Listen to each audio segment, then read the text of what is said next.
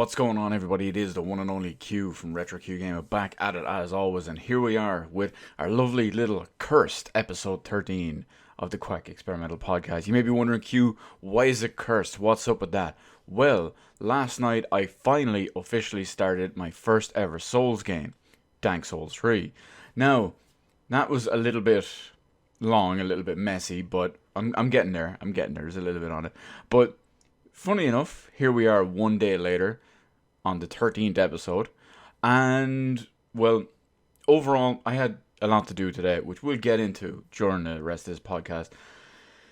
And let's just say, I am wiped out. I was originally supposed to be playing it again tonight, but I decided, you know what, I'm just far too exhausted for that. I will record the podcast a day early, we'll put it up and edit it and all that stuff.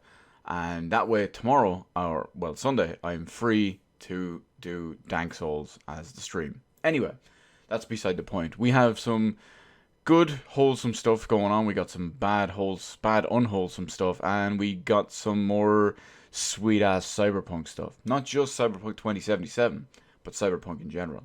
Now, let's go on to our first one, which is, I guess it's kind of a little bit of a depressing one. Not because of what it is. When you hear this, you're going to think, oh, Q, you're just one of them.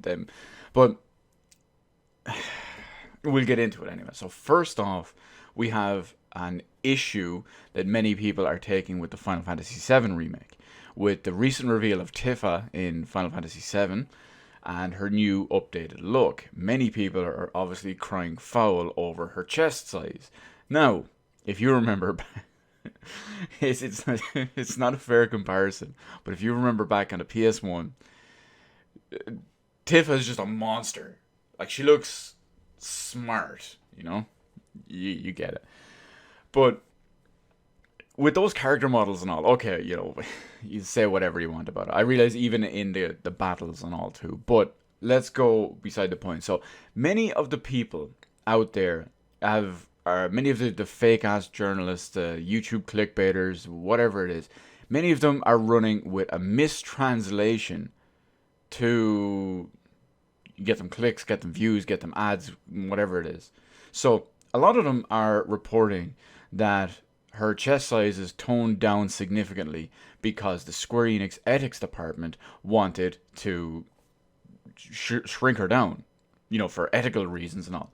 Now, people out there, professional Japanese-speaking translators, have translated this properly and explained in depth and in detail what the context means, what the sentence means, and what the words used mean, and what it means as overall as a whole, which is completely different from what all of these outlets and people and clickbaiters are reporting.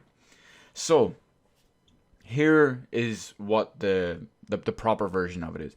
In the original interview, when you translate everything and look at the context and all, and the words used and all, and you look at it properly and translate it properly and understand it, they use the word, or they use the phrase, secure her. Now, that doesn't automatically mean shrink her down, shrink her tits down tiny, to just make them whatever, tiny, whatever. But it's just, they wanted to secure her.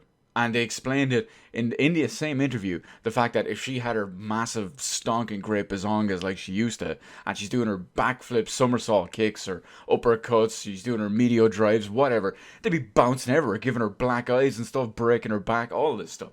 So they wanted to go for a little bit more realistic look. Now, a little bit more functionally realistic look. I'm not saying that, you know, obviously big tits are great. I'm sure they do get in the way if you're trying to do big, crazy martial arts stuff like that. But the fact is they only said secure and everyone ran with it as shrink down.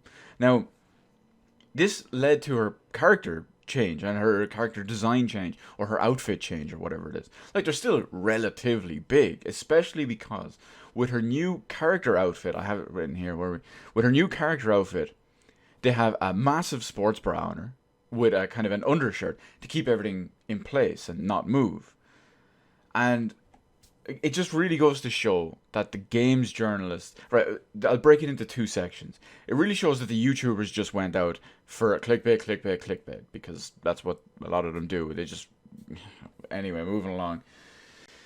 And the articles, the games journalists, am I right?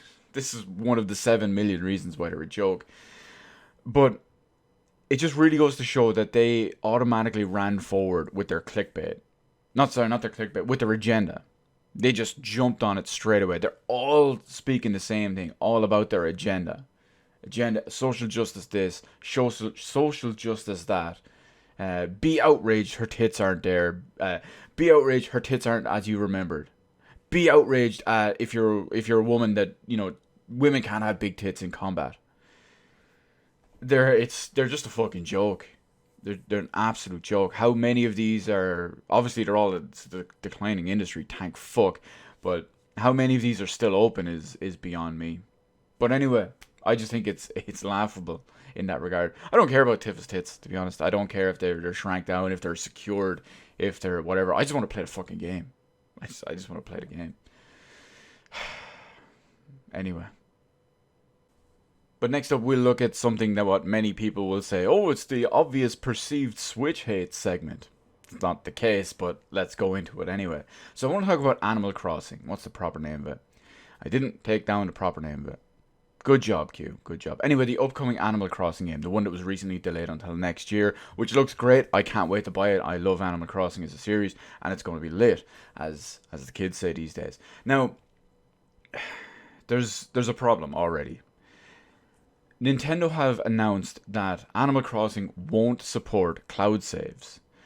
Now, this is the reason Nintendo have given for this is to prevent time manipulation. Now, if you're not familiar with what it is, Animal Crossing works on a real world clock. So if you play the game for an hour, when let's say you log in at 3 o'clock in the afternoon, in game it will be 3 o'clock in the afternoon. You can play it for an hour and it will end at 4 o'clock, real time. It works in real time. Previously on old versions of the game, because there was less you could do at night, sure, some things you could only do at night, but there was overall less you could do at night. And what people would do is they might play for a few hours, or when it gets nighttime, they would go to their GameCube settings or their Wii settings or whatever it was, and they would change the time forward so that it could just be the middle of the next day, if you will. So people were doing that the entire time. That's something you can still do with the Switch, basically. You can just, I don't know if it works if you can manually set the time while you're online, but you can just go offline and change the time to manipulate it that way. Especially because this game, the upcoming one, has an autosave feature, which was not present in the previous ones, because you had to manually save it or risk losing progress and stuff. But anyway, changing the console clock, like I said, isn't hard. It's very, very easy on all of those. But it highlights a big issue. It stems from a big issue that I used to go back to. Nintendo were charging you for this service, this online subscription service. One of the attractive features about this service is cloud saves. Something that's offered for free on multiple other platforms. Not all of them, but multiple other platforms. And it's generally not restrictive on other platforms. But it is restrictive on Nintendo Switch, usually for crappy reasons and stuff like that. Now, let me give you an example. Animal Crossing, Dark Souls Remastered, Splatoon 2, upcoming Pokemon Sword and Shield. These are games, some of them high-profile games, that will not support cloud saves.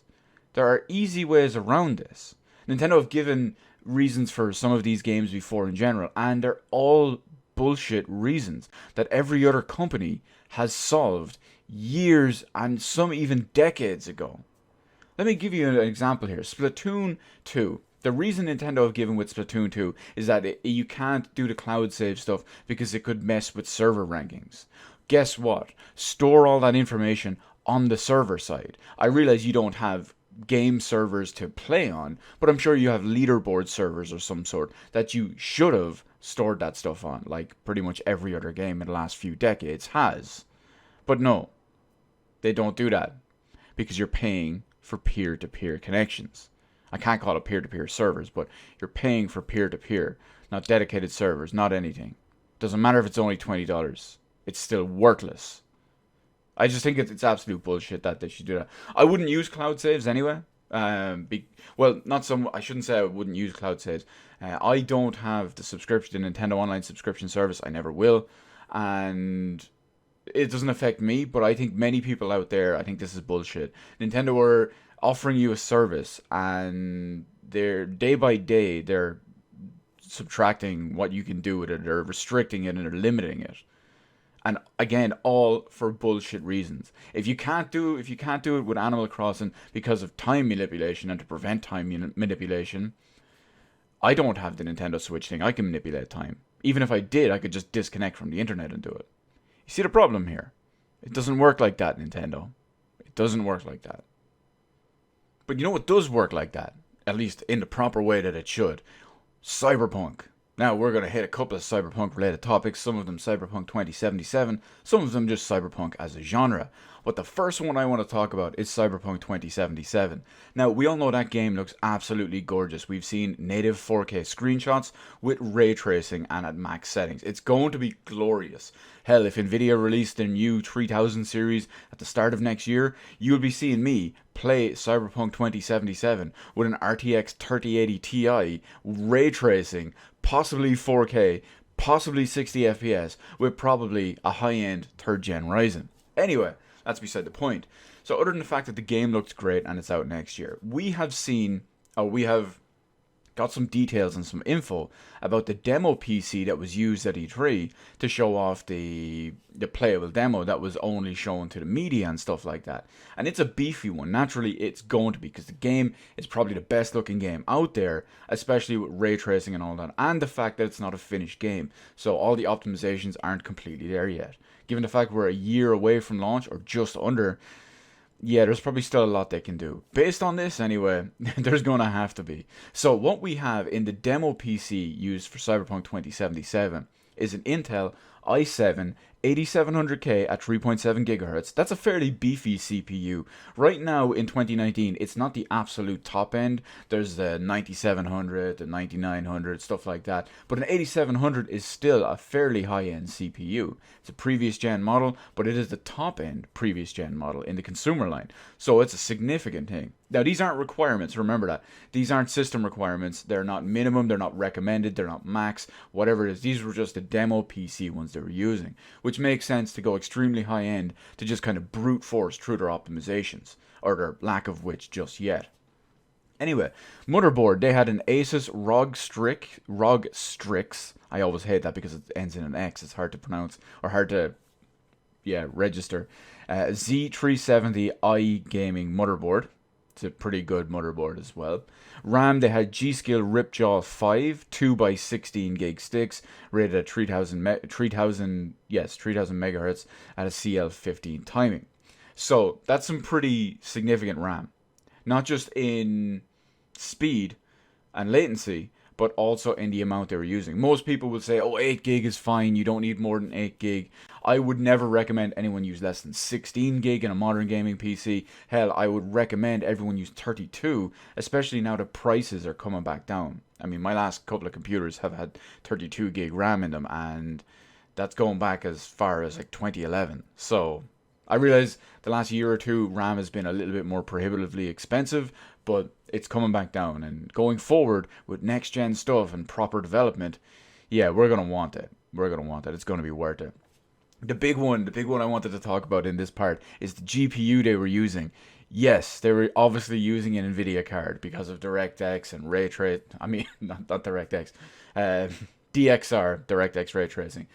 So yeah, it's technically all the same thing. But naturally, NVIDIA does have the best GPU on the market. They were using a Titan RTX. A card not technically specifically designed for gaming, but it does beat out every gaming GPU. It's just not... I'm sure you already know. But anyway, the fact that they used the biggest and best GPU on the market really kind of leads to this. They had an SSD in there as well, obviously, because, well, it's 2019. Who hasn't been using SSDs for 7 years on PC? It's a Samsung 960 Pro 512 gig, and it is an M2 PCIe drive. Other than that, they had a Corsair power supply, an SF600 watt power supply. And I do want to stress this again. These are not the system requirements.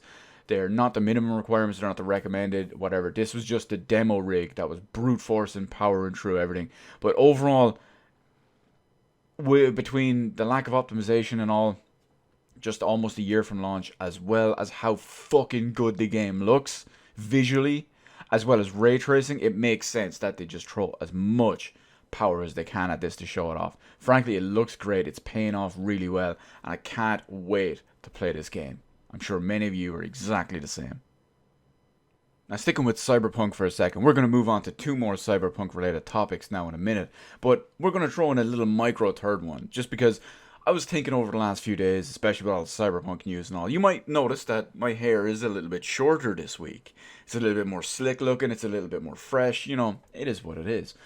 Because I got a cut the other day before a job interview. But anyway, other than that, I'm thinking next time I might Cyberpunk my hair up a little bit. When it gets a little bit longer, I might just shave off all one side of it, just like along here. Shave all that. I don't know how I'll deal with a fade on the back, but they can just give me that Carlton fade. But I think I might do that. I think I might Cyberpunk it up. I'll let the fringe grow out a little bit, get a bit messy, maybe do something with it, style it a little bit different. But I think I'll just shave off one of the sides of it. We'll see. We'll see how I feel about it when it's Cyberpunk time. Well, it's Cyber Q time. But anyway, on to the real Cyberpunk topic that I want to talk about, because they are under fire for multiple different reasons. Now, I'm going to go over the reasons, and then I'm going to give what I think about them. Because there's 2 main reasons that Cyberpunk is, I suppose you could call it, let's just say Cyberpunk is under fire. So the social justice warrior crowd, being always offended by everything as they do, they're angry at a couple of things. Supposedly, they're angry against trans representation and transgender representation and all in the game. Now, this has been explained by writers, by the creator of the artwork, by all of this stuff. This game is set in a dystopian... I've lost the plot already. I just want to talk about the point as I go. So, it's obviously set in a different future, or a future that's very different from our current world. They've kind of blurred the lines. They've said that in what is it, Night City, I think it's called, in there and the modern era of 2077, that they make up a significant portion of the population. So naturally, it's a dystopian style world as well. And companies realize, hey, you know, maybe 20% of the world identifies like this. They have a lot of money. Let's market stuff towards them. Guess what? That happens in real life right now. Why are you annoyed at it? Oh wait, you know what? The people who should be annoyed at it, or the people who could potentially really be annoyed by it, aren't. It's the shitty social justice warriors. The whole thing about this, there's one specific piece of artwork. So there's what Cyberpunk, or what CD Projekt Red have done and how they've said is basically in that era, in the 2077 of the future, in their future at least anyway, the whole, when you like modify your body and all, you're not essentially male or female. You are, it's really weird to explain, but it's basically you can modify it and look as you want and all that too. So it's not really one or the other, and it's not really what we know as transgender now. It's a whole other thing. Now, so what they've done, what the specific piece of marketing that set this all off in game, is there's a relatively female-looking character. I guess that's the best way to describe it. And it has wearing like tight clothes, tight fit pants and all. And there's a clear dong just in there, and the tagline on it is like 16 flavors, mix it up. And of course, people are losing their shit over this. The fake people are losing their shit over this. The fake ones, remember that. The outraged social justice ones are losing their shit over that. It makes no sense to me. It makes no sense to me, but people are going people. But anyway, moving on to the other one. The other one, this one is this one is this one is a thing. This one is a thing. Now, a lot of people, the same crowd and all as well, are out there bashing representation of everyone else in game as well. So there's different, it's the people of like different skin colors, of different ethnic backgrounds, different everything. And it's the way they're being portrayed, if you will. For example, there is a gang in Cyberpunk 2077 called the Animals. And they're made up of primarily black people. There's other people in there too, but it's primarily black people. Now, people, of course, were outraged out there. It's like, oh, you're going around. There's a group that's primarily black people, and they're called the animals. This is clearly calling all black people animals. No, it doesn't work like that. And it goes on, and even the creator, which we'll get to now in a second, has talked about one of these other ones as well. How they're designed in a certain way. Not just the animals, but some of the other gangs as well. For example, let's look at another one called the Voodoo Boys. When you think the Voodoo Boys, you probably think a bunch of Haitians or a bunch of anyone from different parts of the world that practice voodoo. Now, I'll get to why I probably pronounced that incorrectly now in a minute. But in this game, in Cyberpunk 2077, the Voodoo Boys are a little gang of average white dudes. The whole shtick with them is that it's all about their cultural appropriation. Because Voodoo Boys, a bunch of like middle class white kids, is Voodoo Boys. And even the creator came out and he said that they basically get their asses kicked by real, hang on, I have the word here, a bunch of, where are we? A bunch of real voodoo practitioners move in and they just beat the shit out of them. They get them all out of there. It's just, they basically run them out. And he says that that's like proper justice. And it really shows about the whole justice with the whole cultural appropriation thing. And because, you're fucking with them and all that stuff.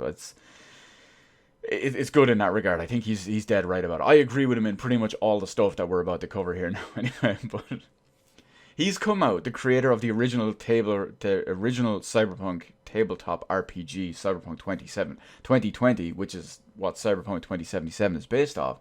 His name is Mike Pondsmith. He defends all of this stuff in his design. All of the animals being primarily black and all, but it relates to their savagery and their pompousness, not of black people, but just of everyone in the gang. As well as, say, the whole Voodoo Boys situation. And he's dead fucking right. He's dead fucking right. It's his design. He designed it this way. He's telling this story. And as he said, it's his story, it's his design, it's his commentary, it's his art. Who the fuck are you to tell him he's wrong or he's not doing it the right way? It's a critically acclaimed tabletop game for like, what, came out in the 80s? It's been critically acclaimed for 30 years now? The game looks phenomenal. It's going to be probably the best game of the generation. The best game since what many people would say The Witcher 3. It's people. People are fucking crazy. And you know what makes this even better? When people get on and complain about him and complain about Cyberpunk and all this stuff and about the animals and being, primarily being named the animals and being primarily full of black people and all as well. Mike Pondsmith, the creator, is black. Are you accusing him of seeing, of not so much seeing them, but are you accusing him of labeling all black people animals? That would be fucking idiotic. Mike is dead right. I stand behind this guy. I stand with him. It's his design. It's his choice. He can tell a story. He can design stuff whatever way he wants. It's his thing. If you don't like it, fuck you. Don't play the game. Go get upset about something else. And next up, we have one last bit of Cyberpunk info to talk about. But it's not Cyberpunk 2077 info. It's Cyberpunk as a genre info. Because we're going to look at old school Blade Runner. OG Blade Runner. But we're not looking at the film of OG Blade Runner. We're looking at the old point-and-click Westwood 1997 PC game. How many of you out there knew that existed? Anyway, this game has been kind of almost lost to time. As newer operating systems come out, Windows XP was okay with it, Windows 7, Windows 8, Windows 8.1, Windows 10, this game has become more and more difficult to play, as well as it's not available on any digital storefront. You basically need, let's call them discs, your CDRs or your ISOs or whatever, or you need the actual CDs of it. Now, I have the actual CDs upstairs. I bought the game, I think it was last year, because I was feeling a little bit nostalgic about it, because one of my friends had it way, way back in the day. It was one of the first PC games I ever played. One of the first, anyway. But because of all of these issues and all as well, it didn't run on here, and it could have issues when it did run and whatever it was.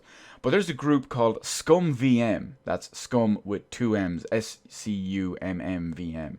And they have been putting in all this work, and now they're asking fans to test their new updated version of the game. Now, I'm not familiar 100% with this. I don't know if there's any remastering, any editing, anything to improve anything on there, or if it's just to get the game up and running and more stable on modern platforms. I think that's what it is, but that's just me. Now, don't quote me on that.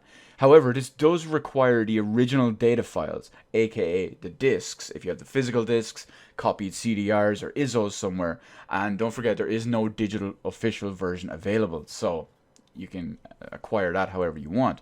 And the cool thing is they have what's called Blade Runner support, and it rebuilds the original data files on modern Windows, so it makes it a bit more compatible. And it might not run perfectly or flawlessly just yet, but that's why they're asking for feedback and all this. That's why they're asking you to test their updated version. It's essentially free as long as you have access to the original version of the game, and somehow all they ask, it's not 100% required, but I would recommend that if you do try it and all as well, give them feedback if you've any issues or you run into any problems, bug reports, things like that. These guys have gone out of their way to do this for free, to restore an old lost game, essentially an almost lost game, to modern platforms. Because it's a great game, believe it or not. Especially if you like point and click games from the 90s. It's fantastic. And the best you could do, or the least you could do, is test this out. If you're going to test it out anyway, help them out. Help them make it better for you, me, and everyone else. I know I'm going to eventually get around to it, because I just can't do it yet. I don't have the time at the moment. I am hyped for it. Great game. It's got a great world and all. You're not Deckard, but it's the whole situation. It's great everything. And the big problem with this is that we may never get a proper full remaster or remake or anything. Well, not just because Westwood are gone, but a few years ago the source code was officially lost, and we'll probably never get it back. So, no remaster. 99.9% no remaster, maybe even no official digital re-release. See why this can be a problem? All digital future, guys, remember that. And speaking of an all digital future, we have Alpha Protocol. It's a kind of a 360/PS3 game, also released on Steam as well. It's supposedly a very underrated stealth spy action game. Like I said, Alpha Protocol. It's produced by Obsidian. It's developed by Obsidian and published by Sega. But it has been removed from Steam. Now, according to originally Sega, but this has been kind of changed and all. Originally, the publishing rights for Sega and Steam had expired. Now, of course, because that means you can't buy it anymore, if you do own it, if you have it linked to your profile, even if you do delete it or uninstall it, you can re-download it. You just can't buy the new ones. Now, it has come out a little bit since that there was an updated clarification on all this. It's not just the standard distribution and publishing rights. Apparently, it's some of the music rights in-game that haven't been renewed or that have lapsed or whatever. Maybe they're going to redo them and make them re-available. We don't know just yet. But this goes to show that all digital future and why it's a bad thing. You have all these games that have licensing agreements that will run out, and you will get modified versions of the game, like in GTA when they removed and replaced some of the music instead of redoing the licenses. Or you have games that just get lost completely. Like, when you think about it, this game is almost inching its way towards lost. Obviously the game isn't being produced anymore. It's obviously not being produced on Xbox 360 or PS3, so there's a finite number of copies out there on that. On PC, there's now no digital way to purchase this game, so there's no new copies of this game. I'm sure day by day, some of the PS3 and 360 games are being broken, or their discs aren't rotten for them just yet, or whatever it is. And then there's people who are just deleting it and never re-downloading it and stuff. So these games are getting lost. And you see why digital future, because of all the complex licensing rights and all, and the distribution rights, it's just not a great thing. It's not a great future.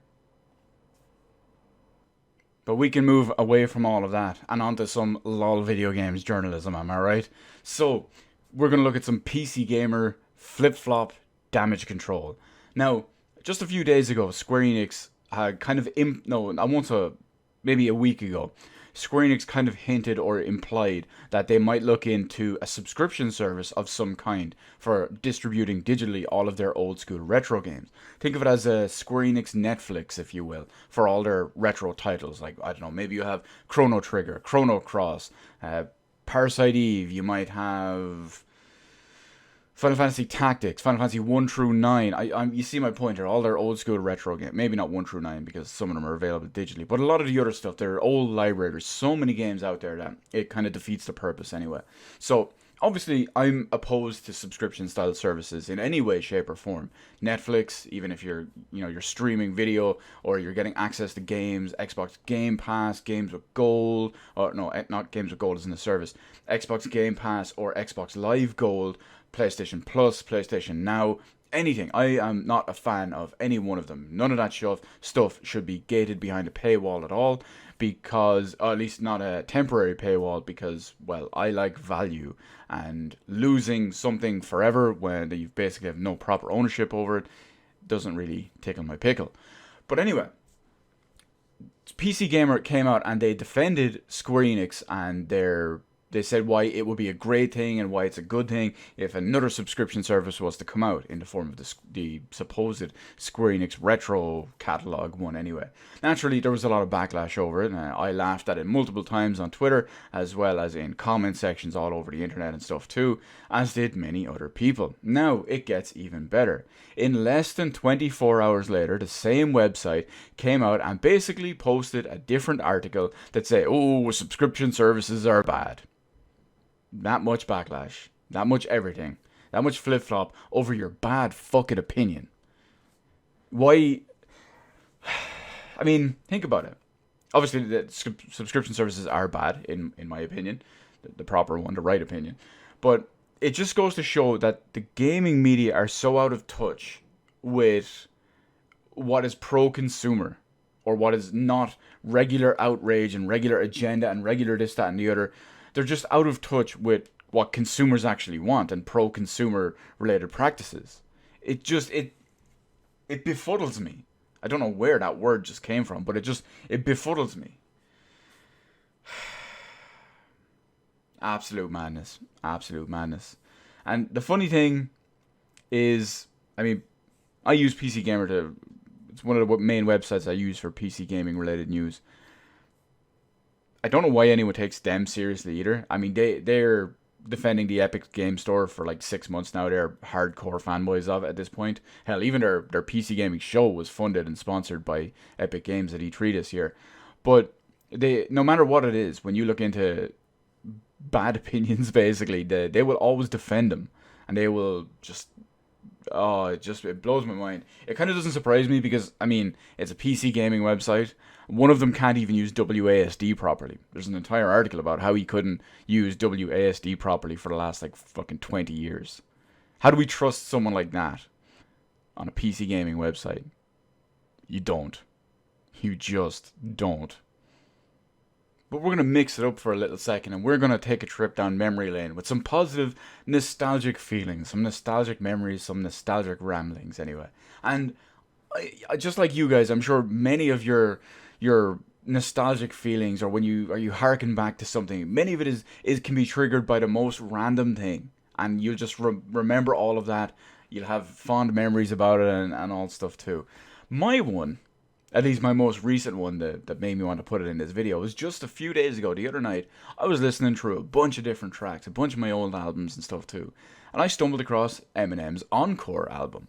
That's a great album, like pretty much anything Eminem did before... What's it called? Oh, no. Not Relapse. Yeah, Recovery and Relapse. Those two albums weren't great, but everything before that. Anyway, because like you had the Slim Shady LP, you had the Marshall Mathers LP, you had the Eminem Show, you had the Encore as well. So you see my point anyway. But that kind of stuff, that era back then. And that was in a time when Ireland was just transitioning from like 56K to early DSL. Like I remember having 512 DSL. And that was the best thing ever. That was the current top of the line. That was when broadband first hit, and you could finally get that.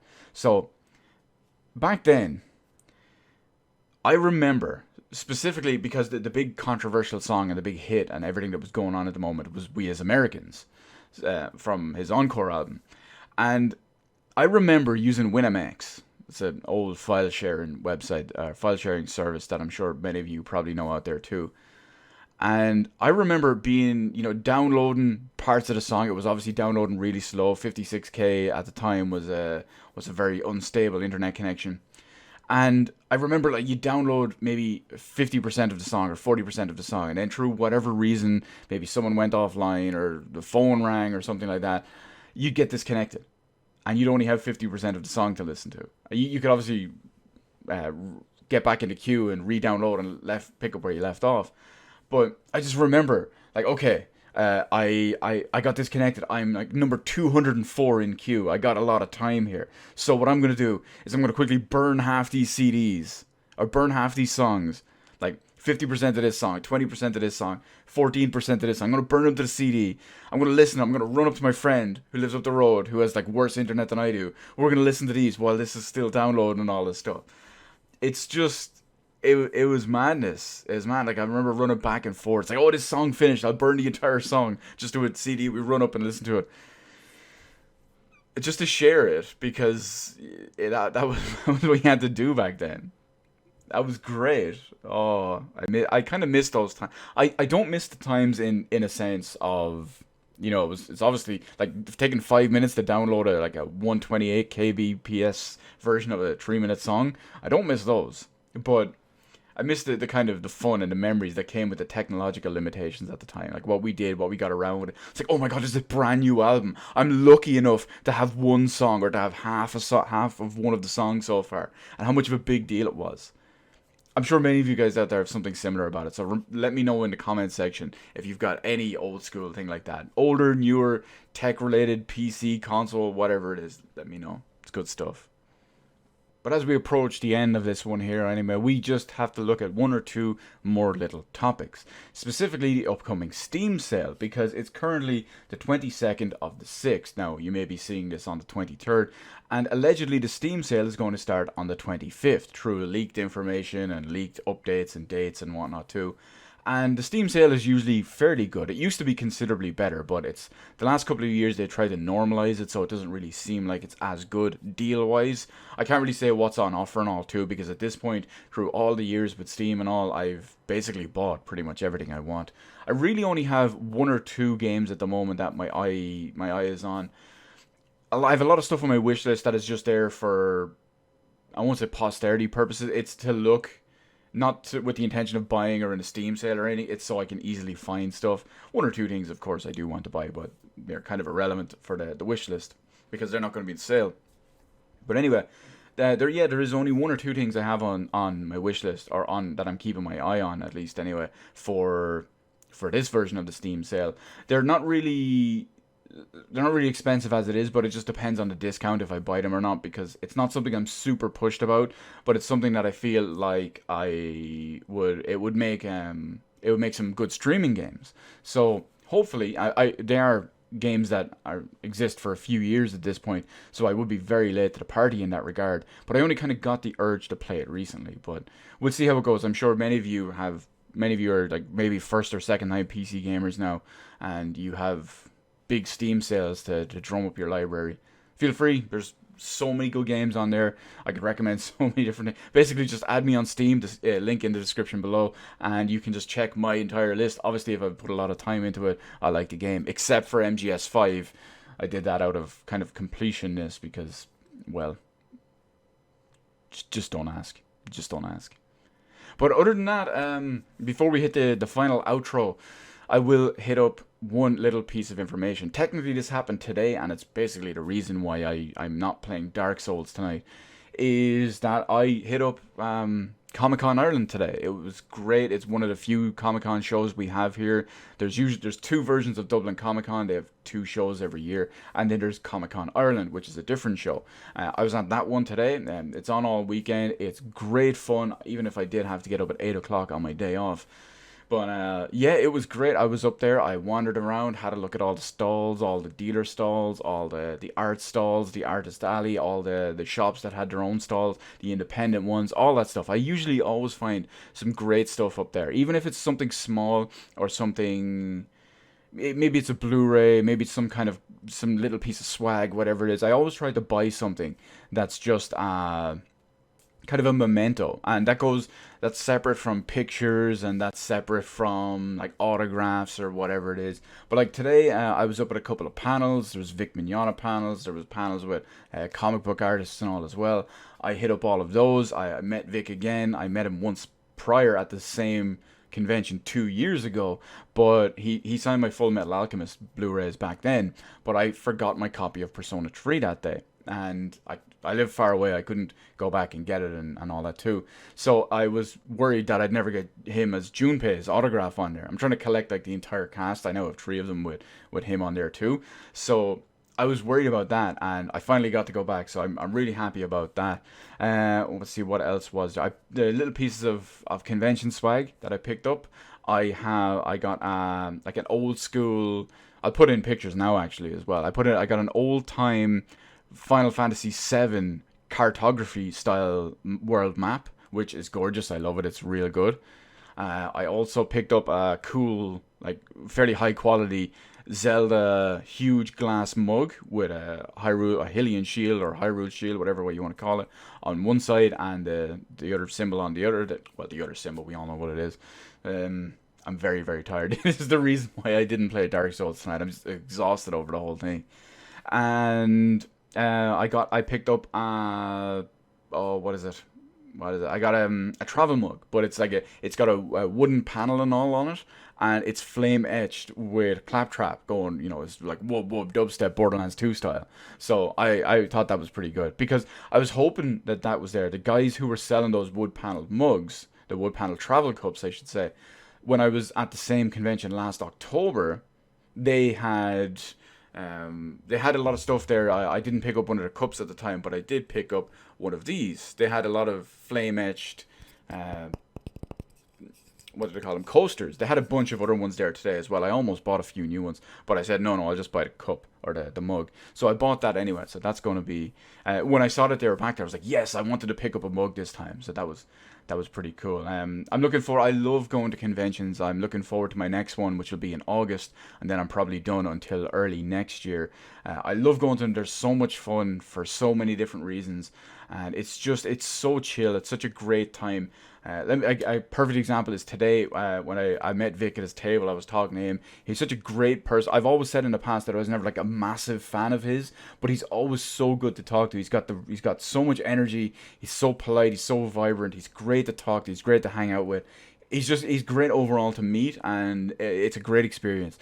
It's not just limited to him. There's so many other people that I've met over the years, all the different actors, voice actors, whatever it is, artists, things like that. They're all such great people to work with, such great people to meet and hang with for a few minutes, to talk with.